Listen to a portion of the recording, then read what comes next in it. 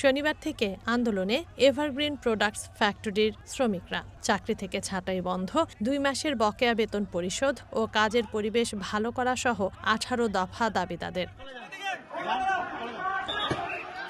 দাবি না মেনে উল্টো অনির্দিষ্টকালের জন্য ফ্যাক্টরি বন্ধ ঘোষণা করে কর্তৃপক্ষ।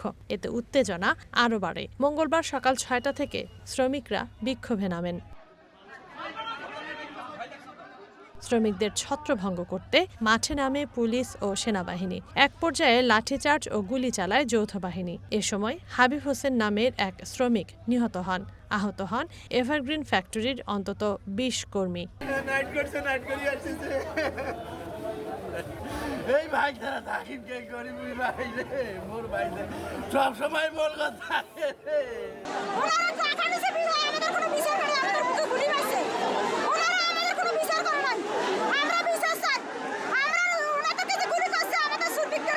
আমাদের শ্রমিকদের বিরুদ্ধে গুলি চালানো হয়েছে, সেনাবাহিনী কোথায় এই অধিকার পেয়েছে?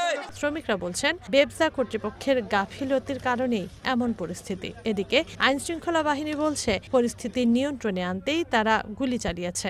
প্রশাসনিক পর্যায়ে কার্যক্রম চলমান আছে এবং সার্বিক নিরাপত্তা পরিস্থিতি এখন নিরাপত্তা বাহিনীর সম্পূর্ণ নিয়ন্ত্রণে রয়েছে। সংঘর্ষে আহত শ্রমিকদের নেওয়া হয় নীলফামারী জেনারেল হাসপাতালে।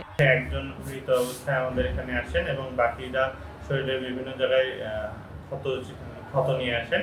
তারা বর্তমানে চিকিৎসাধীন আছেন আমাদের অন্তর্বিভাগে। তবে তাদের কিছু পিলেট ইনজুরি থাকতে পারে। গুলি দ্বারা আঘাতপ্রাপ্ত হয়েছেন, সেক্ষেত্রে আমাদের এক্সরে করে দেখতে হবে যে এক্সরে গুলি যদি থেকেও থাকে সেটা শরীরের কোন জায়গায় আছে এবং কি অবস্থায় আছে। আহত বাকি শ্রমিকদের সৈয়দপুরের 100 শয্যা বিশিষ্ট হাসপাতালে পাঠানো হয়েছে। উত্তরা ইপিজেড এলাকায় অতিরিক্ত পুলিশ মোতায়েন রয়েছে। তানজিনা অন্ত, ওয়ান ন্যাশনাল ডেস্ক।